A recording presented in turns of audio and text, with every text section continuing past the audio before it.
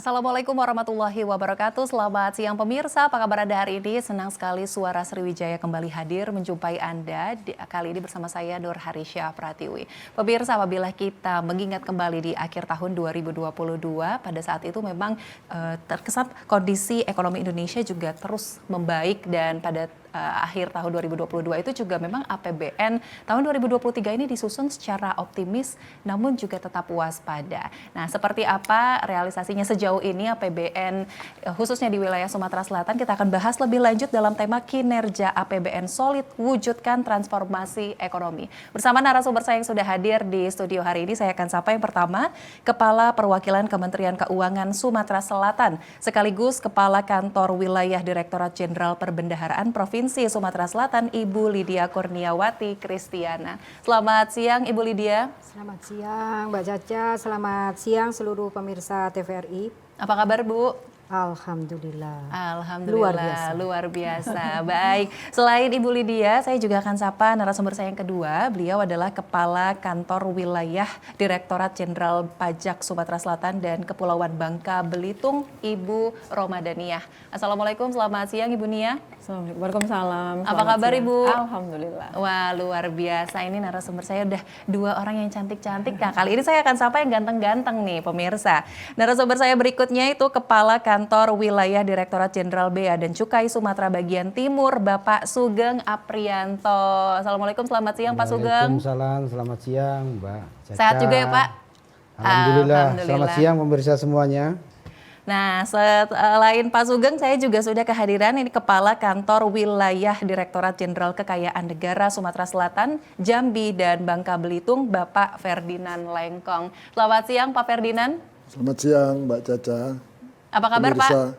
Baik. Baik, luar biasa. Ini keempat narasumber kita hari ini akan kita wawancara. Kita akan interview dan berdialog tentunya dengan tema yang sangat menarik, yaitu kinerja APBN solid, wujudkan transformasi ekonomi. Sebelumnya terima kasih Bapak Ibu yang ganteng-ganteng dan cantik-cantik sudah hadir di studio hari ini. Dan pemirsa juga kami mengajak pemirsa untuk dapat bergabung bersama kami melalui telepon interaktif di 0711 311 454. Baik, mungkin mengawali dialog kita hari ini, saya akan ke Ibu Lydia terlebih dahulu. Ibu Lydia, kalau berbicara tentang APBN tahun 2023, di akhir tahun Desember 2022 kemarin juga kita sempat berbincang ya Bu ya, tentang APBN 2023 yang disusun secara optimis namun tetap waspada. Optimis yaitu perekonomian bisa tumbuh di atas 5% ya Bu untuk 4 triwulan, dan juga waspada kondisi gejolak perekonomian nasional karena berbagai problematika yang ada baik secara global maupun di Indonesia itu sendiri. Nah, kita akan bahas terlebih dahulu bagaimana kondisi APBN kita di Sumatera Selatan hingga Juli 2023 ini, Bu. Apakah masih tetap optimis dan juga waspada? Silakan. Baik Mbak Caca dan seluruh pemirsa TVRI, pada 2022 kemarin ketika kita membahas 2023 kondisinya seperti apa ya, kita beri tagline waktu itu optimis dan waspada. Dan bagaimana progresnya sampai dengan Juli 2023, kita mau sampaikan kepada seluruh pemirsa bahwa anggaran pendapatan dan belanja negara masih tetap kondisinya optimis. Ya, karena apa disampaikan optimis? Kalau melihat dari total pendapatan negara yang dikumpulkan di Sumatera Selatan yang telah mencapai 10,05 triliun, ini tumbuh meskipun tipis tapi tumbuh, artinya masih dalam kondisi positif. Dan juga demikian dari sisi belanja negara juga mengalami pertumbuhan 4,03% dan secara totalnya sampai dengan Juli ini sudah terrealisasi 47% sampai dengan kondisi Juli 2023. Artinya kondisi optimis, bahkan dalam tagline kita hari ini adalah APBN Sumatera Selatan tetap solid. Solid kenapa? Karena belanja tetap berjalan dan di sisi lain pendapatan pun secara positif menunjukkan pertumbuhannya. Namun jika berbicara tentang waspada nih Mbak Caca, maka kondisi saat ini tetap kewaspadaan itu menjadi hal penting yang harus diperhatikan bersama, karena bagaimanapun pendapatan negara yang dikumpulkan dari masyarakat ini harus digunakan sebaik-baiknya untuk belanja kepentingan masyarakat. Waspada untuk apa? Karena kondisi geopolitik saat ini. Kalau tahun lalu kewaspadaan kita lebih pada karena kita masih pandemi COVID Pandemi ya. COVID. Sekarang sudah dinyatakan tidak pandemi, maka kewaspadaan berikutnya adalah kita melihat kondisi secara global, kondisi geopolitik seperti perang Ukraina yang masih berlangsung, kemudian El Nino yang tentu khususnya Sumatera Selatan yang menjadi lumbung pangan nasional perlu berhati-hati dan tetap waspada dalam kondisi geopolitik dan isu terkait El Nino.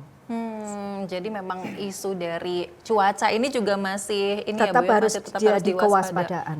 Tidak hanya pemerintah tapi juga masyarakat tentunya memang harus Yap. waspada dengan berbagai alasan. Salah satunya tadi yaitu dari efek cuaca El Nino Ya, seperti yang disampaikan. karena efek cuaca ini tentu akan berpengaruh kepada produksi pangan. Produksi, betul. Ya. Ketika produksi pangan terpengaruh, maka bisa jadi mempengaruhi juga indikator inflasi.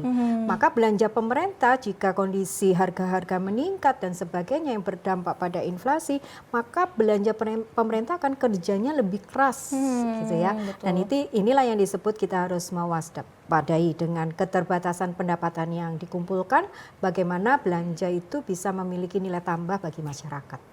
Itu Oke, sisi kewaspadaan. dari sisi kewaspadaannya seperti itu ya. Baik, terima kasih Ibu Lydia. Nah, kalau Ibu Lydia tadi sudah menjelaskan mengenai pendapatan negara yang tumbuh 0,13% dibandingkan tahun lalu. Sekarang saya ingin mendengar dan mengetahui bagaimana perkembangan kinerja penerimaan pajak hingga Juli 2023. Seperti apa Ibu Nia, silakan. Ya, makasih Mbak Caca. Kalau kita bicara masalah kinerja penerimaan, tentu tidak terlepas dari amanah dulu ya, yang diamanahkan. Berapa sih sebetulnya? Target kita tahun lalu itu 17 triliun untuk Sumatera Selatan dan Kepulauan Bangka Belitung. Kemudian ansih di tahun 2023 ini 20,43 triliun. Nah, naik kurang lebih 19,95%. Itu bukan sesuatu hal yang mudah, tapi kami masih meyakini itu bisa. Dan ini terbukti Januari sampai dengan Juli kita masih tumbuh, meskipun persentasenya masih 1,52%.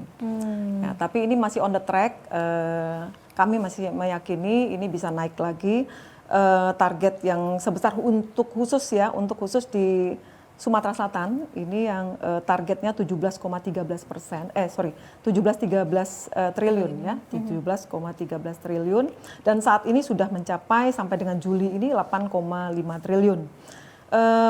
Jadi posisi ini memang harus kita, tadi sudah disampaikan oleh Bu Lydia, unsur kewaspadaan kaitannya dengan El Nino, kemudian adanya kekeringan, sehingga ini akan berdampak kepada produksi pertanian, perkebunan, komoditas yang memang menjadi sesuatu sektor dominan kita. Nah, ini memang akan berpengaruh. Tapi tentu hal ini masih dalam koridor yang bisa kita andalkan karena kita punya undang-undang HPP. Kaitannya dengan undang-undang HPP ini yang tadinya 10% kan PPN menjadi 11%. Ya, dan seterusnya. Jadi memang ada beberapa amanah undang HPP tadi nomor 7 tahun 2021 bisa kita implementasikan untuk menambah beberapa sektor-sektor pengganti sektor-sektor yang memang sedang agak goyang ini tadi ya, sektor dominan kita kaitannya dengan komoditas. Dan di tempat kita ini kan memang kita paham betul ada batu bara yang menjadi sangat dominan, kemudian ada sektor pertanian, perkebunan, sawit, karet. Nah, ini yang memang harus kita betul-betul cari peluang-peluang lain gitu ya.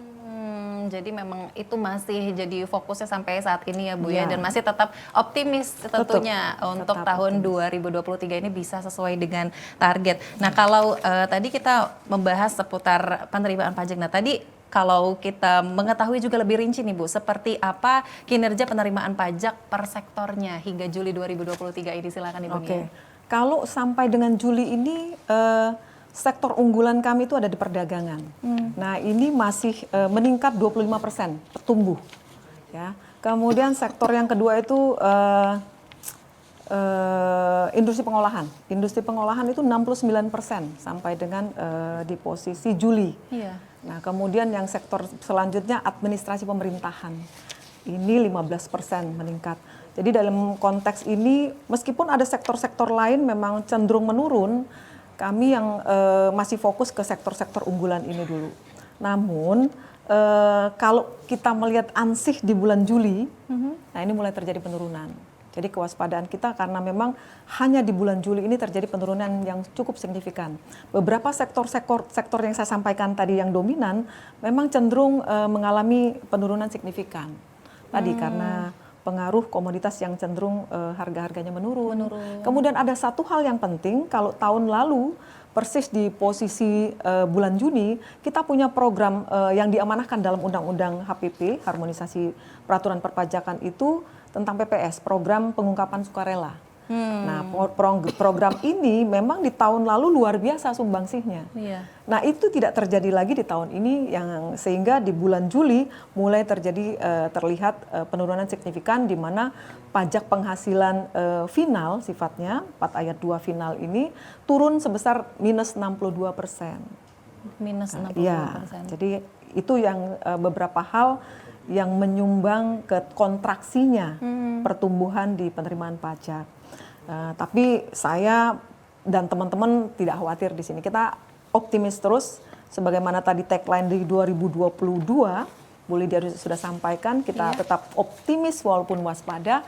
Intinya pada saat kita tetap optimis, kita punya strategi-strategi, langkah-langkah yang bisa kita untuk mengamankan penerimaan 2023 ini. Oke, nah mungkin nanti kita akan mengetahui juga mungkin Iya. strategi-strateginya seperti apa, nanti kita akan bahas lebih lanjut. Tapi sebelumnya saya akan beralih ke Pak Sugeng terlebih dahulu. Pak Sugeng, kalau tadi Ibu Nia ini membahas terkait sisi penerimaan pajaknya seperti apa. Nah, kalau dari sisi bea dan cukai ini untuk penerimaan negara seperti apa, Pak? Bagaimana kondisi neraca perdagangan di Sumatera Selatan hingga Juli 2023 ini? Oke, terima kasih Mbak Caca. Mungkin teman-teman pemirsa, mungkin kita temanya saya kira masih sama dengan tahun kemarin. Kita optimis pasti, tetapi di sisi lain tentunya kita perlu meningkatkan kewaspadaan. Apalagi di tahun ini sebagaimana disampaikan Bu Lydia tadi, kontraksi ekonomi masih terjadi. Kalau kemarin terkait dengan COVID, kalau tahun ini terkait dengan beberapa persoalan geopolitik dan bencana yang masih terjadi. Tetapi sebenarnya mulai tahun kemarin sudah mampu kita prediksikan. Karena saat itu perang Ukraina Amerika sudah bisa kita lihat bahwa akan terjadi pengaruhnya pada tahun 2023. Kalau kita bicara tentang penerimaan bea cukai sendiri, karena kemarin sudah kita hitung, walaupun nominalnya mengalami penurunan, nominal mengalami penurunan sekitar 58%, namun kalau dari sisi target, karena sudah dihitung sebelumnya, target kita pencapaiannya sampai dengan Juli itu 68%. Jadi artinya kalau rata-rata 8,3% dikalikan 7 bulan kira-kira seharusnya 58. Ini penerimaannya sudah 68% dari target. Total 270 miliar, kita capai 187. Di antaranya untuk yang bea masuk sekitar 80-an, sisanya yang hampir 197 miliar itu berasal dari bea keluar. Itu artinya bahwa kita penerimaan kita masih oke, kita masih optimis. Tapi yang lebih penting lagi adalah bagaimana kita melihat geliat ekonominya. Itu yang tercermin dari neraca perdagangan. Dari neraca perdagangan yang ada, berarti arus barang masuk dan arus barang keluar, kita sekarang dalam posisi masih surplus 3,4 miliar dolar. Oke. Artinya ini mewakili kegiatan ekonomi di masyarakat. Terutama ini lebih banyak devisa ekspornya itu dipengaruhi oleh industri pengolahan. Industri pengolahan ya, Pak. Nah, di sini industri pengolahan ini mencerminkan ada proses produksi yang dilakukan oleh masyarakat, terutama terhadap produksi-produksi yang berasal dari yang basisnya pertanian, perkebunan, pertambangan. Jadi itu menyumbang sekitar 4 miliar dolar. 4 miliar. Sedangkan sisanya kita mengeluarkan untuk barang impor itu sekitar 600. Jadi kita masih surplus 3,4 miliar dolar. Itu yang mencerminkan bahwa kita masih bisa optimis. Namun demikian kewaspadaan ini juga harus tetap dijaga karena kalau kita lihat terutama dalam program pemerintah kita mendorong hilirisasi supaya memberikan nilai tambah yang lebih tinggi. Saya kira kita juga tidak ingin semata-mata kita jualan atau kita jualan ke luar negeri itu hanya barang-barang yang berbasis CPO misalkan, batu bara, tetapi kita pengennya sudah berproses menjadi barang jadi yang nilainya pasti nilai tambahnya akan lebih tinggi. Itu saya kira yang perlu kami sampaikan ke pemirsa. Kita tetap optimis bahwa pergerakan ekonomi masyarakat khususnya di Sumatera Selatan masih bagus, tetapi kita sangat berharap terjadi proses peningkatan nilai tambah melalui proses hilirisasi. Saya kira itu yang. Oke, apalagi tadi ya Pak ya seperti yang disampaikan oleh Ibu Lydia di awal, memang pandemi COVID juga sudah tidak ada, diharapkan itu juga berpengaruh besar ya Pak ya terhadap neraca perdagangan kita. Baik, kita akan beralih ke Pak Ferdinand selanjutnya. Pak Ferdinand, kalau tadi kita sudah mendengar nih Pak dari Ibu Nia tentang penerimaan pajaknya seperti apa, Pak Sugeng juga sudah menyampaikan untuk bea dan cukainya seperti apa. Nah, kalau dari sisi kondisi PNBP aset serta piutang dan lelang ini hingga Juli 2023 seperti apa Pak Ferdinand? Terima kasih Mbak Caca dan para pemirsa. Secara khusus kalau kita bicara kinerja PNBP aset, lelang sama piutang, sampai dengan bulan Juli sudah tercapai sekitar 46%. 46%. Ya seharusnya 50%, tinggal dikit. Ya. Dengan jumlah rupiahnya sekitar 17,92 miliar. Nah, dia itu didominasi oleh penerimaan PNBP aset lelang yang naik sekitar 40%. Namun demikian, memang untuk PNBP utang itu ada penurunan. Kenapa dia turun? Itu sebenarnya tanda bagus karena berarti berkas yang kita kelola sudah menurun, ya. Sama dengan PNBP aset di mana pengelolaan BUMN kita berarti betul-betul optimal dilakukan. Namun demikian, kenapa dia turun untuk tahun sampai dengan bulan Juli itu karena ada salah satu tugas kita yaitu penjualan barang rampasan kejaksaan itu belum banyak yang mengajukan ke kita. Seandainya itu diajukan, saya kira itu akan signifikan buat kita dalam rangka penerimaan PNBP aset. Seperti itu saya kira dari DJKN ada 3 PNBP penting di kita, yaitu lelang, PNBP aset, serta PNBP piutang negara. Terima kasih. Oke, dan itu apabila dibandingkan dengan tahun lalu seperti apa itu Pak? Kondisi? Ada naik sedikit tapi cuma 4%-an kalau tidak salah. Dibanding dengan tahun lalu sampai dengan bulan Juli 2023 ini. Tapi kami pun tetap optimis karena masih ada potensi-potensi. Kalau lelang itu biasanya di triwulan terakhir itu dia lebih ramai. Ya. Nanti kami akan sama-sama dengan Bu Nia akan bikin lelang sita pajak nanti di bulan Oktober, mudah-mudahan hasilnya signifikan dan tentunya ada potensi-potensi lelang lainnya yang ada di kita. Ada lelang pilot, ada lelang hak tanggungan.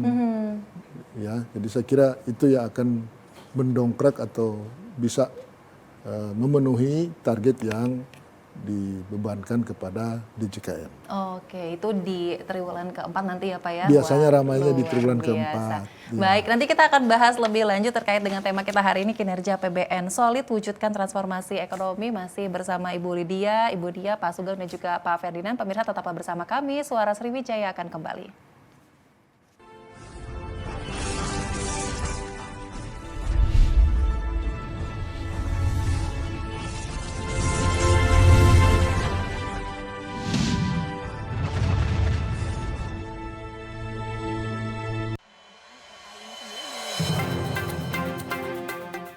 Banyak sekali teknologi berbasis kecerdasan buatan yang bisa kita manfaatkan.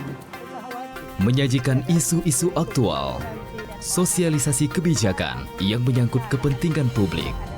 Artinya memberikan ruang kepada peserta didik untuk berkembang sesuai dengan keinginan mereka, sesuai dengan passion mereka, bakat dan minat mereka. Semuanya bisa Anda simak dalam dialog Suara Sriwijaya.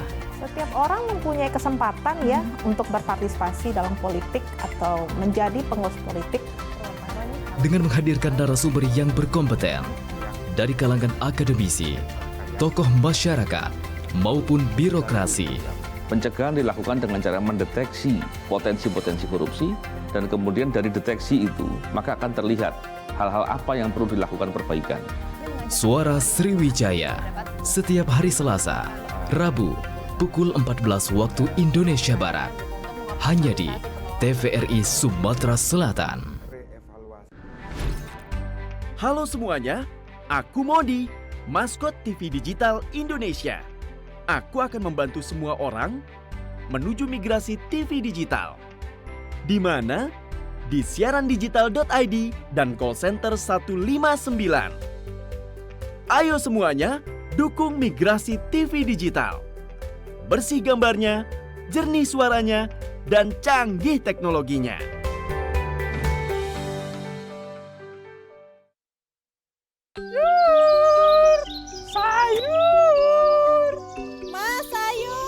Siap, makku. Kangkungnya kok lemes ta, Mas? Setrong ya, Mak yo. Selamat pagi, mak-mak cantikku. Mak Caleg, belanja. Ayo, diborong semua sayurannya. Nanti Mak Caleg yang bayarin, oke? Kalau perlu gerobaknya sekalian. Hidup Mak Caleg. Pokoknya Mak Caleg. Kalau uangnya kurang nanti saya tambahi cash. Tapi inget jangan lupa pemilu nanti pilih saya. Stop. Gak bahaya tak? Hati-hati ya mak-mak. Kita harus cerdas. Mak Caleg ini main politik uang, denger ya. Pemberi dan penerima politik uang bisa dipidana, bisa dipenjara. Iya mak-mak, jangan diterima. Biar gini-gini kita masih punya harga diri loh. Masa depan bangsa nggak bisa dibeli. Enaknya dapat uang cuma sekali, ruginya 5 tahun. Ayo mama cerdas, kita rapatkan barisan. Pemilih cerdas, tolak dan lawan politik uang. Sabar mamaku sayang. Ya. Hei, tunggu.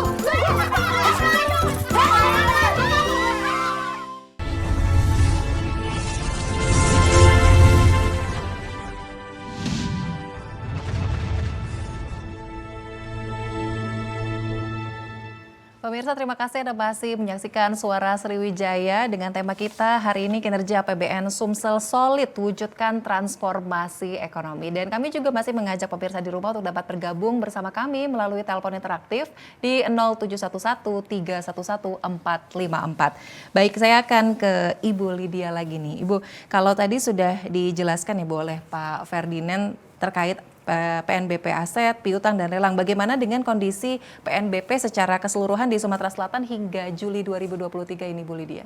Iya, pemirsa TVRI di Palembang ya, Sumatera Selatan ya, semua bisa mendengarkan edukasi publik ini dalam Suara Sriwijaya. Bahwa kalau di dalam postur anggaran pendapatan dan belanja negara itu total pendapatan yang dikumpulkan di Sumatera Selatan yang sampai tadi saya sampaikan tercapai 51,sekian% atau tumbuh 0,13%. Biasanya kalau masyarakat itu tahunya pendapatan negara itu pajak gitu ya. Tapi tadi Pak Ferdinand sudah sampaikan bahwa ada dari bagian pendapatan negara itu yang disebut dengan pendapatan negara bukan pajak. Bisa didapat dari bagaimana pengelolaan aset pemerintah yang menghasilkan PNBP, kemudian piutang dan juga lelang. Nah, perbedaannya dengan pendapatan pajak gitu ya. Kalau pendapatan pajak itu dikumpulkan tetapi manfaatnya tidak secara langsung. Artinya yang tidak setor pajak pun mendapatkan manfaatnya, yang setor pajak juga mendapatkan manfaatnya. Misalnya jalan nih ya, jalan. Kita tidak bisa membedakan mana yang melewati jalan itu dia setor pajak atau tidak setor pajak. Nah, ini untuk bisa mengedukasi publik ya. Apa bedanya dengan penerimaan negara bukan pajak? Maka jika kita membayarkan pendapatan negara bukan pajak, manfaatnya dirasakan secara langsung. Contoh pendapatan bukan pajak yang selain disampaikan oleh Pak Ferdinand sesuai dengan portofolio kekayaan negara yaitu aset, lelang, dan piutang. Misalnya pendapatan rumah sakit, ya, Badan Layanan Umum Rumah Sakit. Kita ke rumah sakit pasti harus membayar layanan jasa kesehatan. Nah, ini yang disebut dengan penerimaan negara bukan pajak. Yang notabene dia langsung memanfaatkan ya, Mbak Caca ya. Nah, kemudian perguruan tinggi negeri, setiap mahasiswa membayar uang kuliah tunggal atau UKT. Nah, dia langsung mendapatkan manfaat dari dia membayar. Nah, bagaimana progres dari penerimaan negara bukan pajak di Sumatera Selatan ini lebih banyak didukung dari pendapatan jasa layanan kesehatan dan juga pendapatan jasa layanan pendidikan.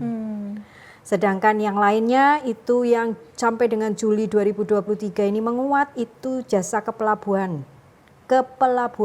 Nah, pemanfaatan pelabuhan gitu ya. Kalau tadi disampaikan oleh Pak Sugeng terkait traffic ekonomi sudah mulai bergerak meskipun dari sisi pendapatan bea keluar dan bea masuk memang ada kontraksi karena penurunan harga komoditas, tetapi aktivitas di pelabuhan itu tetap tinggi. Terbukti dari apa? Pendapatan negara dari jasa kepelabuhan itu meningkat pada periode Juli ini.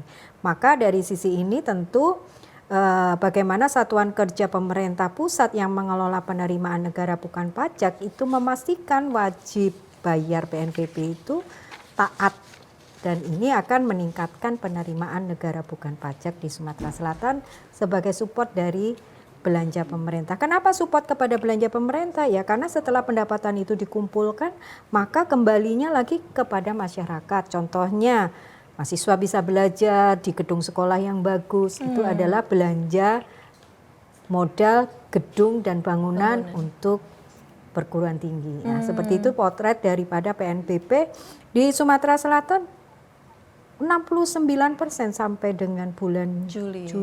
Ya, dari target. Dan tumbuh dari periode yang lalu year on year-nya itu 10,89%. Nah, semoga dengan peningkatan ketaatan dan kepatuhan wajib bayar penerimaan negara bukan pajak ini bisa melampaui target di periode 2023 ini. Berarti peningkatan dari tahun sebelumnya juga ditandai karena adanya tadi ya Bu ya kesadaran dan juga ketaatan. Kesadaran dan kemudian juga memang kan kondisi perekonomian sudah mulai pulih, jadi jasa kepelabuhanan mulai jalan, dan juga salah satunya disupport dengan tingginya pendapatan dari BPKB, bukti kepemilikan kendaraan bermotor. Nah, kan banyak nih yang kendaraan-kendaraan baru yang mereka harus membayar. Nah, itu salah satu kontribusi meningkatnya PNBP di Sumatera Selatan. Wah, luar biasa, dan tentunya angka itu juga masih terus dikejar ya Bu ya sampai dengan nanti Desember. Nah, saya akan beralih ke Ibu Nia. Ibu, tadi kalau disampaikan tadi di segmen sebelumnya kita sudah membahas terkait dengan penerimaan pajak seperti itu Bu. Untuk mengejar angka target tersebut sampai dengan nanti Desember, kira-kira strategi apa nih Bu yang nanti mungkin akan dilanjutkan atau mungkin ada strategi-strategi baru kah atau seperti apa? Ya, makasih Mbak Caca dan para pemirsa Sumatera Selatan. Kalau kita bicara tantangan, tadi sudah disebutkan bahwa komoditas ini sudah mengalami penurunan harga sehingga itu berdampak juga penerimaan dan juga masalah geopolitik yang belum selesai dan lain sebagainya.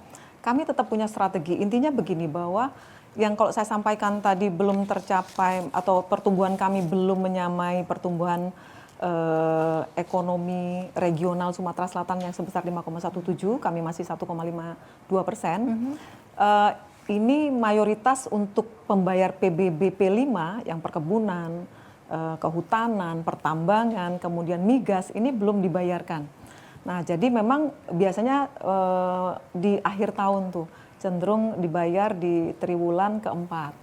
Karena memang jatuh temponya di masa-masa itu biasa. Kalau wajib pajak ini kan uangnya dimanfaatkan untuk yang lain dulu supaya bisa berjalan gitu ya. Tapi kita akan menanti itu dan kita akan melakukan pendekatan secara persuasif kepada wajib pajak PBB ini untuk membayarkan tepat waktu juga, supaya kita bisa melihat pertumbuhan kita dan pencapaian kita terhadap penerimaan pajak di Sumatera Selatan ini cukup baik. Dan di sisi lain juga kita punya program-program seperti komite kepatuhan. Nah, komite kepatuhan ini kolaboratif fungsi-fungsi yang ada di Direktorat Jenderal Pajak.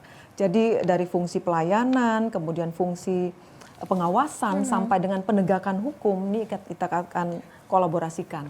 Sehingga itu akan nanti mana yang memang dalam konteks sekarang sebetulnya sektornya baik-baik saja, tidak terkait dengan komoditas tadi. Misalnya salah satu contoh aja perdagangan atau industri farmasi. Nah, ini kenapa mengalami penurunan, maka ini menjadi concern kami untuk melakukan penggalian potensi lebih dalam. Nah, kemudian juga dalam konteks tripartit, kita buat perjanjian kerjasama tripartit. Nah ini DJPK, kemudian Direktorat Jenderal Pajak DJP dengan Pemda, Kementerian Dalam Negeri. Nah di kita ini ada 15 Pemda, masih ada 3 nih yang belum bekerja sama dengan kita kaitannya dengan PKS tripartit tadi. Nah ini sangat menunjang sebetulnya. Kalau kita melihat tujuan dari PKS tripartit ini adalah optimalisasi penerimaan pusat dan daerah, maka ketika tadi disampaikan oleh Bu Lydia, kalau penerimaan ini memang tidak dirasakan langsung oleh wajib pajak, karena memang definisinya demikian dalam undang-undang, tapi harus disadari penuh oleh masyarakat wajib pajak, penyumbang terbesar dari penerimaan negara ini adalah pajak. Jadi kalau pajak tidak tercapai, maka konsekuensinya utang negara akan meningkat. Ya. Nah ini salah satu yang saya sampaikan tadi, optimalisasi pemanfaatan data dari pihak ketiga, kerjasama tripartit antara Pemda dengan kita.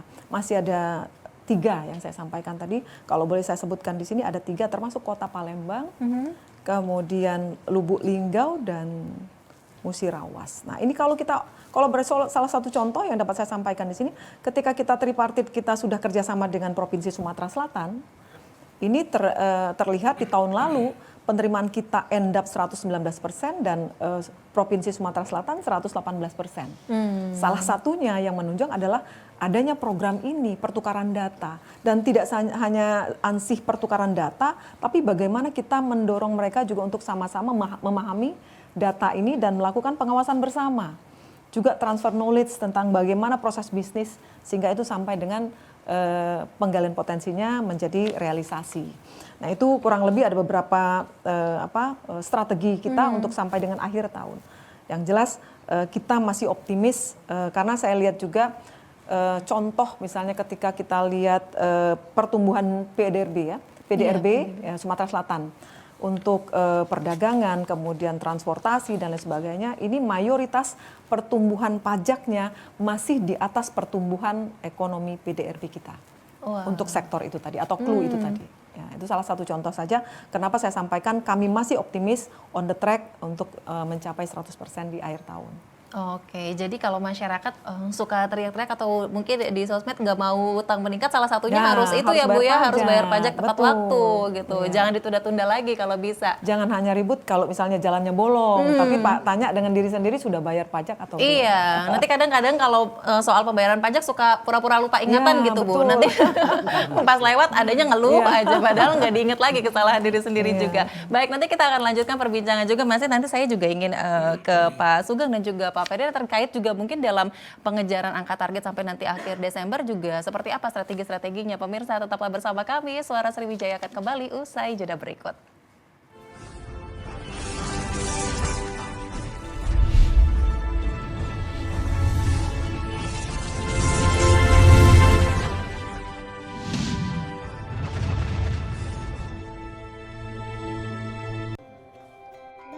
Memahami Al-Quran sebagai pedoman hidup harus dimulai dengan belajar baca Al-Quran sejak usia dini. Walaupun sudah bersambung, boleh diputus ba ya. Cinta Quran. Program acara belajar baca Al-Quran dengan metode Iqra. Wahlul 'uqdatam min lisani yafqahu qawli. Setiap hari Senin pukul 9 waktu Indonesia Barat dan pukul 14 waktu Indonesia Barat. Hanya di TVRI Sumatera Selatan.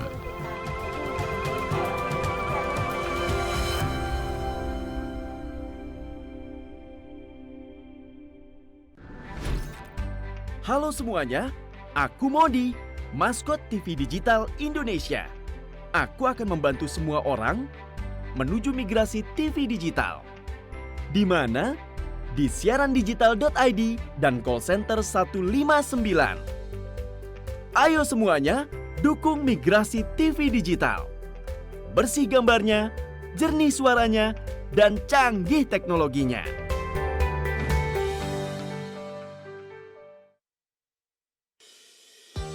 Guna mendukung migrasi siaran TV analog ke digital, TVRI akan memulai tahapan analog switch off di 11 kota dan Batam dan akan dilanjutkan secara nasional mulai 2 November 2022. Siaran TVRI sudah dapat ditonton melalui TV digital. Terdiri dari 4 kanal digital. Kanal 1 TVRI Nasional, Kanal 2 TVRI Daerah, Kanal 3 Budaya, dan Kanal 4 Olahraga. Siaran TV digital dapat dinikmati dari televisi yang telah dilengkapi perangkat digital atau dengan televisi lama menggunakan set-top box. Siaran TV digital memberikan kualitas gambar yang bersih, suara jernih, dan beragam konten secara gratis. Yuk beralih ke digital. TV digital bersih, jernih, canggih.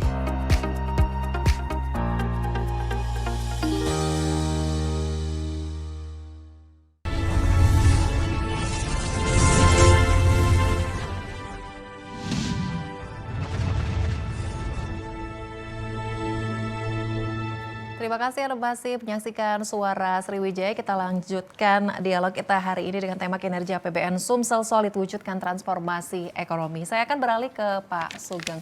Pak Sugeng, kalau tadi Ibu Nia sudah menyampaikan strateginya juga ya Pak ya untuk mengejar penerimaan pajak sampai dengan akhir tahun 2023 ini. Kalau tadi di segmen sebelumnya Pak Sugeng mengatakan sampai Juli 2023 ini sudah mencapai 68% dari target, sisanya kan artinya masih ada 32% lagi gitu Pak. Nah, seperti apa strategi-strategi yang akan digencarkan nih Pak oleh DJBC, silahkan. Oke, terima kasih Mbak Caca. Pertama tentunya saya sampaikan tadi saya optimis sekarang 68%. Jadi tentunya kita yakin pada akhir tahun insya Allah 100% tercapai. Syukur-syukur lebih. Amin. Satu itu. Yang kedua tentunya kita kan harus berpikir bahwa kita negara ini masih butuh untuk pembangunan dananya. Sehingga kita pasti seoptimal mungkin mencari, tentunya sesuai ketentuan yang berlaku. Tadi kita salah satunya kenapa terjadi penurunan penerimaan walaupun dari tahun kemarin nominalnya, tetapi kan targetnya masih 68 karena ada faktor internasional, terutama faktor internasional, di mana harga referensi CPO itu relatif turun. Jadi ini mencerminkan bahwa permintaan dunia dari sisi harga daya belinya rendah, tapi butuh. Sehingga kalau kita lihat ini kita berharap tahun ini ke depan ini mulai akan membaik. Amin. Karena proses bea cukai kan tidak lepas dari bagaimana transaksi internasional itu. Nah, secara internal di domestik ini tentunya kita harus melakukan langkah-langkah. Strategi yang pertama tentunya kita mengoptimalkan proses pemeriksaan. Utamanya proses pemeriksaan yang kita lakukan itu proses pemeriksaan yang tidak sendiri, tetapi bersama teman-teman pajak. Karena kita yakini kita dengan join program dengan pajak, misalkan melalui join audit, join investigasi, termasuk diawali dari join data, maka tentunya kita akan bisa mendapatkan nilai yang lebih akurat. Karena kalau tax base-nya sudah naik, nilai dasarnya naik, kita yakin kita akan mendapatkan penerimaan akan lebih tinggi. Demikian pula juga di tempatnya Bu Nia juga akan mengalami kenaikan. Satu itu. Yang kedua strategi intensifikasi ya. Kemudian kedua kita juga bisa melakukan strategi dalam logika pengawasan. Bea Cukai sebagai penegak hukum tentunya di wilayah Sumatera ini, pesisir timur khususnya, itu kan masih banyak ruang-ruang yang harus kita awasi. Jadi kita menggerakkan patroli kita untuk melakukan pengawasan di pesisir 24 jam.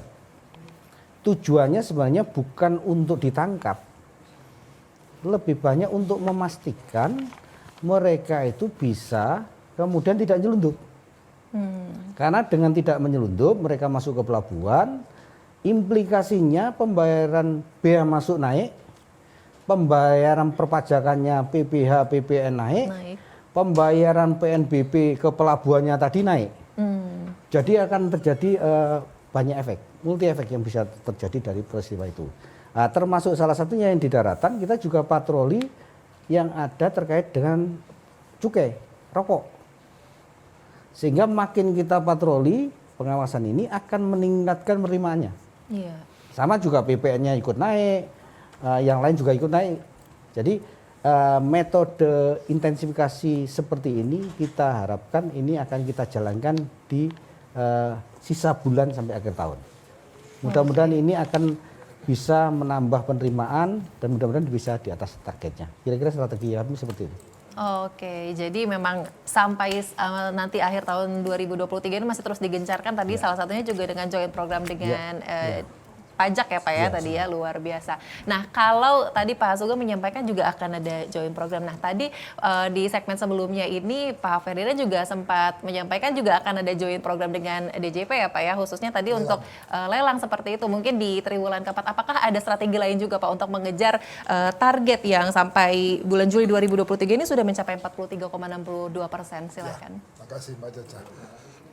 Jadi tentunya masih berat sebenarnya pertarungan kita di DJKN untuk mencapai target PNBP. Namun demikian kami juga tetap optimis.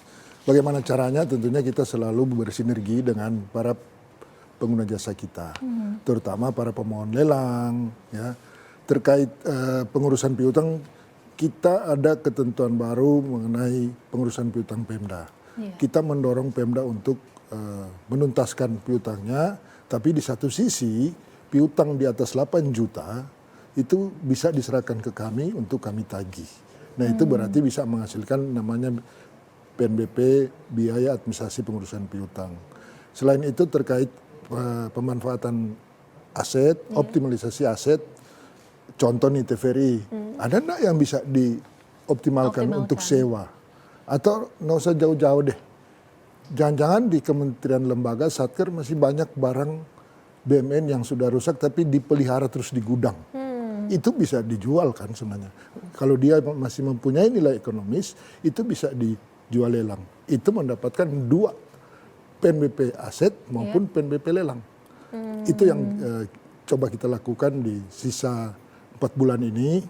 Namun demikian tentunya kita butuh kerjasama dari seluruh pihak. Terutama kalau bicara PNBP aset, itu ada Satker, kementerian lembaga. Betul. Ya kalau dia cuma diam-diam, ya kapan mau terhapus itu aset-aset BUMN.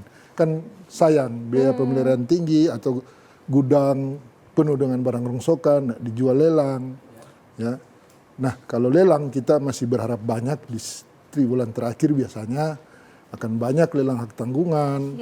Kita juga berharap ada windfall, misalnya lelang pilot, biasanya itu besar-besar, ya ratusan miliar. Nah itu bisa menutup nanti target kita yang cukup signifikan di tahun ini. Karena target tiap tahun meningkat, Mbak. Iya, betul. Jadi kalau kelihatannya dibanding tahun lalu menurun tapi tetap aja naik sebenarnya. Karena apa? Dibanding target tahun lalu, tahun ini meningkat. Nah ada kata turun soalnya. Iya.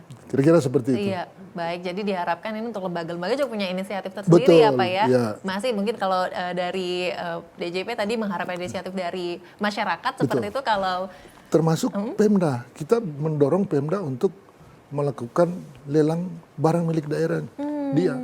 Itu kalau kita lelang, bayangkan di sini ada berapa pemerintah kabupaten kota itu. Iya, 17. Kalau aset-aset dia yang sudah rusak berat itu dilelang, itu sangat signifikan buat ya buat Pemda sendiri, buat PAD, dan kita sendiri itu dapat PNBP lelang.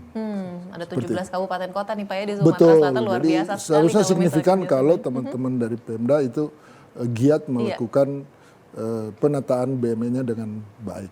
Oke, baik. Wah, luar biasa ini. Semoga sampai akhir tahun nanti kerjasama dengan stakeholder tadi juga bisa terus berjalan ya Pak ya. Baik. Nah tadi saya juga nanti akan bertanya kembali dengan Bu Lydia terkait dengan kalau tadi kita sudah bahas pendapatan negara Bu ya. Nanti di segmen selanjutnya kita akan bahas belanja negara nih Bu. Baik, pemirsa tetap bersama kami. Suara Sriwijaya akan kembali usai jeda berikut.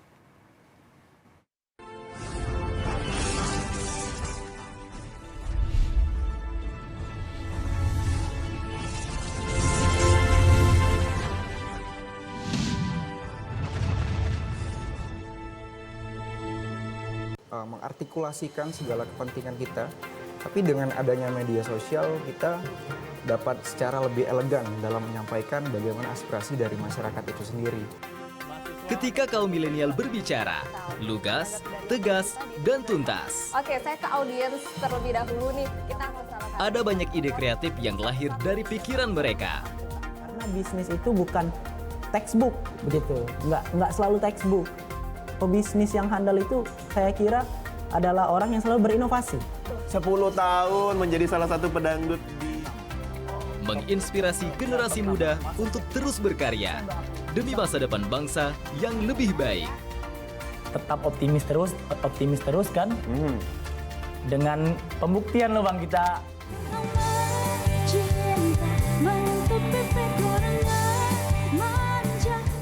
Inilah Suara Sriwijaya edisi milenial. Setiap hari Kamis pukul 17 waktu Indonesia Barat. Hanya di TVRI Sumatera Selatan.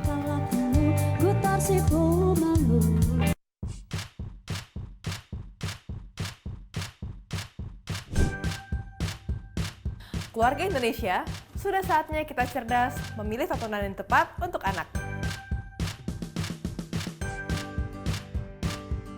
Karena tontonan yang ramah anak sangat penting untuk membentuk karakter dan tumbuh kembang anak. TVRI menghadirkan program-program tayangan yang edukatif dan aman untuk buah hati kita. Ayo ke museum. Buah hatiku sayang.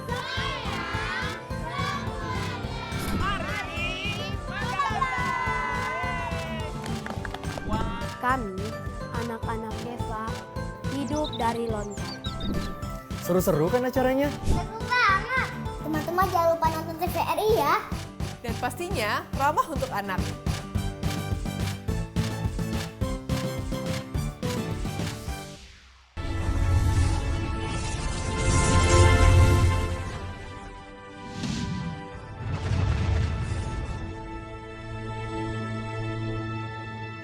Ada masih menyaksikan Suara Sriwijaya dan kita akan lanjutkan dialog kita siang hari ini. Saya akan ke Ibu Lydia. Ibu, tadi kalau di segmen-segmen selanjutnya kita sudah membahas terkait pendapatan negara. Kali ini kita membahas mengenai belanja negara. Nah, kira-kira mungkin bisa memberikan informasi kepada masyarakat Sumatera Selatan ini untuk lebih tahu untuk apa saja sih Bu belanja negara sejauh ini. Silakan.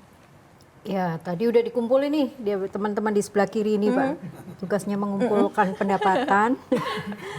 Yang kemudian akan kembali kepada masyarakat dalam bentuk belanja pemerintah. Jadi kalau kita lihat realisasi belanja pemerintah sampai dengan periode Juli ini sudah menyentuh 45,46% atau hampir 50%. Ya, ini memang terlihat on track ya, bagus perkembangannya dibanding dengan periode yang sama tahun lalu. Dan apa saja sih yang menjadi prioritas di Sumatera Selatan? Nah, tadi saya sedikit singgung, yang nggak bayar pajak, yang bayar pajak pun bisa lewat jalan tol. Iya. Nggak ada ceritanya ya Bu, nggak bayar pajak nggak boleh lewat jalan tol gitu ya. Nah, kita lagi fokus untuk pembangunan jalan tol Betung Tempino ya. Mungkin masyarakat Palembang tahu sekarang sedang lagi proses pembangunan jalan tol. Kemudian event besar politik di 2024 nanti, yaitu Pemilu 2024 itu juga menjadi bagian yang belanja negara yang lumayan besar di tahun ini karena pada tahap persiapan ya Mbak Caca ya. Jadi belanjanya sudah dilakukan di tahun ini. Kemudian layanan kesehatan saya tadi sudah cerita, kemudian layanan pendidikan dan bantuan sosial. Nah, jika kita melihat dari sisi infrastruktur banyak sekali yang dikerjakan.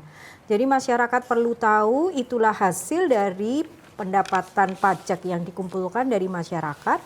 Di infrastruktur itu ada bantuan stimulan perumahan swadaya ya, dan subsidi perumahan sebesar 77,88 miliar. Artinya kembalinya ke siapa? Ke masyarakat. Ke masyarakat. Kemudian padat karya, preservasi konstruksi jalan, jembatan 65,9 miliar, perbaikan jembatan, irigasi, bandara, pelabuhan 766,30 miliar. Dan juga tidak lupa bahwa Sumatera Selatan ini adalah penyangga pangan ya, penyangga pangan urutan kelima nasional. Betul. Maka peran dari belanja pemerintah untuk pertanian itu juga diperhatikan di Sumatera Selatan.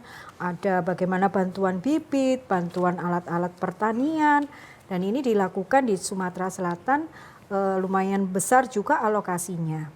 Nah, kalau kita lihat per jenis belanja, Belanja pegawai saya kira pasti on track lah ya, karena ini menyangkut hajat hidup ya Mbak Caca ya, pasti sesuai dengan periodisasi per bulannya. Kemudian dari belanja barang tadi yang diintervensi tingginya karena persiapan pemilu, kemudian ada kegiatan pelayanan subsidi perintis perkereta apian, itu juga merupakan pengeluaran yang signifikan di periode ini. Belanja modal tadi saya sudah cerita, ada jembatan tol Petung Tempino, kemudian ada bendungan 3D Haji yang dalam proses pembangunan dan juga pembangunan paket IPAL, termasuk di sini juga bantuan sosial. Itulah pemirsa TVRI bagaimana tadi pendapatan yang dikumpulkan, yang sebetulnya di Sumatera Selatan pendapatannya sampai dengan saat ini itu kalau dikumpulkan dari pajak, PNBP dan bea dan masuk itu 10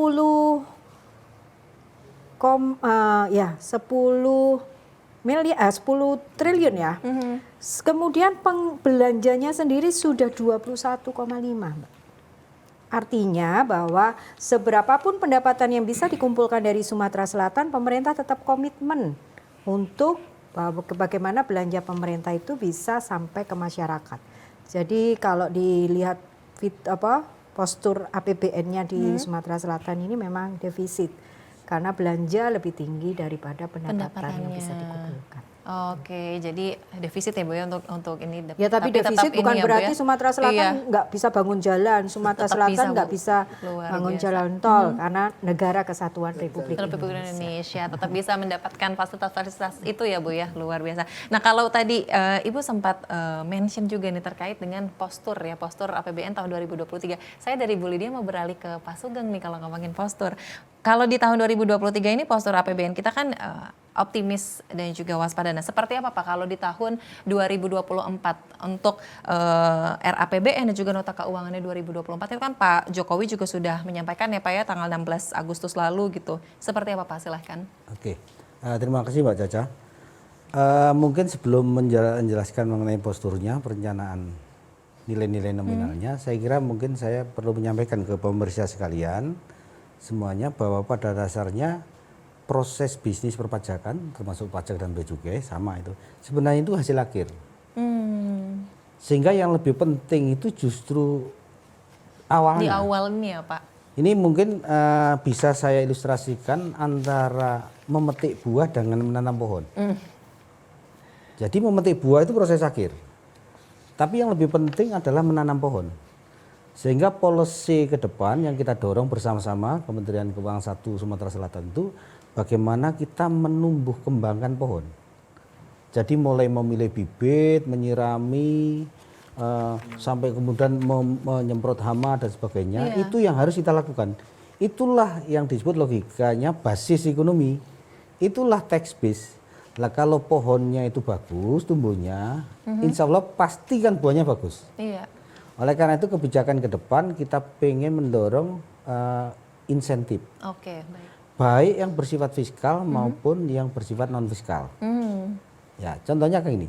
Selama tahun sampai dengan Juli tahun ini kita sudah memberikan, ini kaitannya dengan belanja sama juga, kita juga ada belanja dikit-dikit. Jadi kita sudah membelanjakan dalam bentuk insentif pajak. Kalau penerimaan kita itu 187 miliar 7 bulan terakhir ini, kita belanja pajaknya atau istilahnya tax expenditure-nya 114 miliar. Artinya kita juga sudah memberikan relaksasi yang seharusnya orang bayar nggak bayar.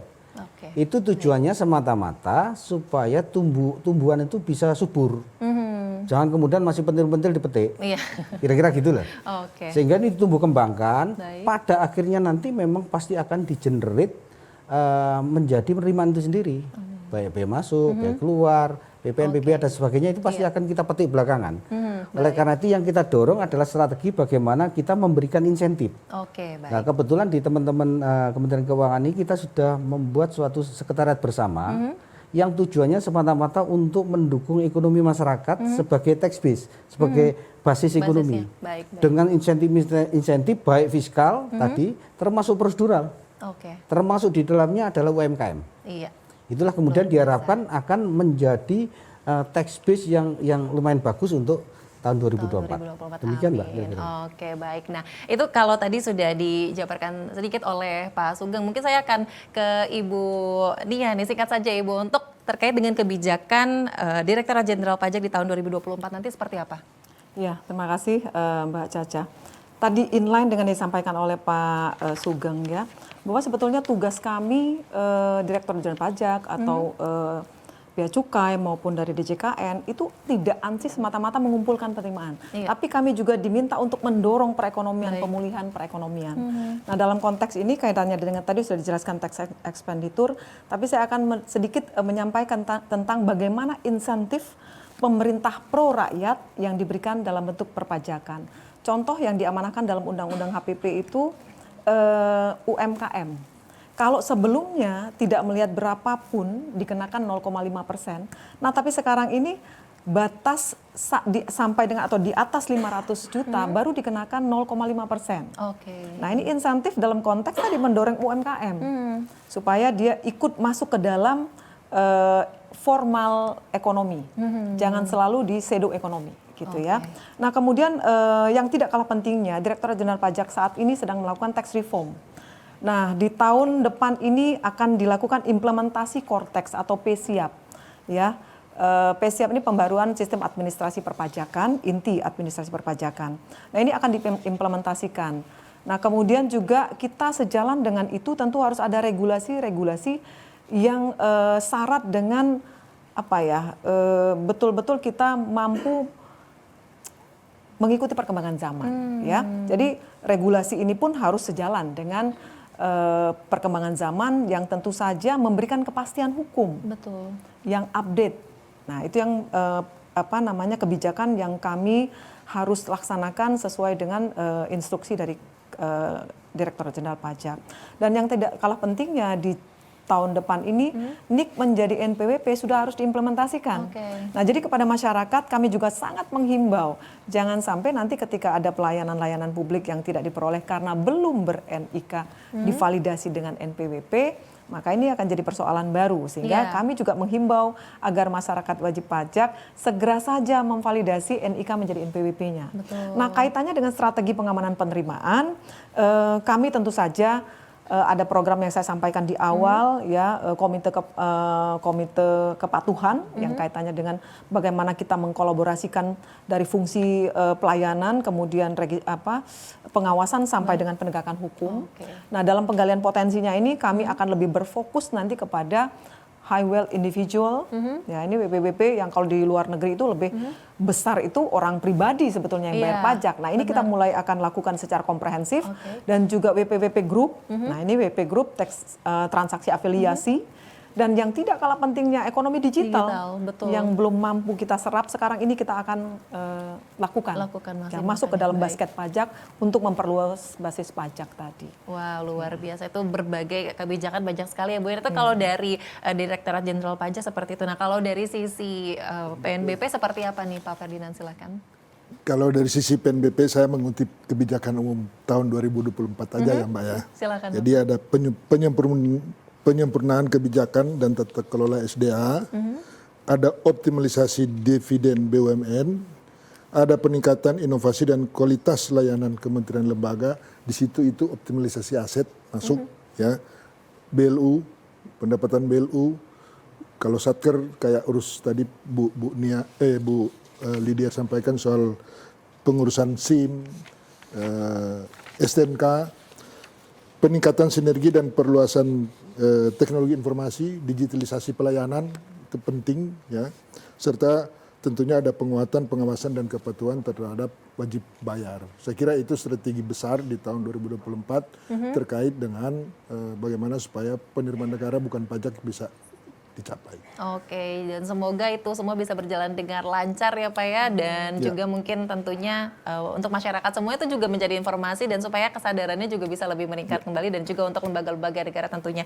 Baik, sebelum menutup perbincangan kita hari ini, kalau dari Ibu Lydia mungkin bisa menyampaikan juga atau himbauan seperti itu Bu untuk masyarakat atau juga stakeholder yang ada di Sumatera Selatan, silahkan. Ya, Karena tema kita pada siang hari ini adalah APBN yang solid, maka bagaimana pendapatan yang dikumpulkan itu betul-betul dari ketaatan masyarakat dan dikembalikan kepada masyarakat dalam bentuk belanja yang langsung termanfaatkan dan yakin ini bisa mengawal Sumatera Selatan untuk bertransformasi ekonomi di 2024. Baik, jadi semoga nanti untuk belanja negaranya juga bisa efisien ya Bu ya, luar biasa. Baiklah, sekali lagi kami ucapkan terima kasih banyak kepada Ibu Lydia Kurniawati Kristiana, Kepala Perwakilan Kementerian Keuangan Sumatera Selatan, sekaligus Kepala Kantor Wilayah Direktorat Jenderal Perbendaharaan Provinsi Sumatera Selatan. Terima kasih Ibu Romadania, Kepala Kantor Wilayah Direktorat Jenderal Pajak Sumatera Selatan dan Kepulauan Bangka Belitung.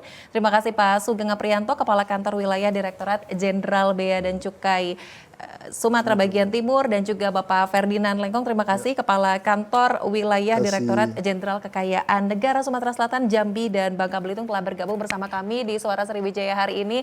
Mungkin nanti kita bisa bertemu di Suara Sriwijaya episode selanjutnya dengan pembahasan tema yang menarik lainnya juga. Dan pemirsa, terima kasih telah menyaksikan Suara Sriwijaya edisi kali ini. Saya Nurhanisha Pratiwi pamit. Wassalamualaikum warahmatullahi wabarakatuh. Sampai jumpa.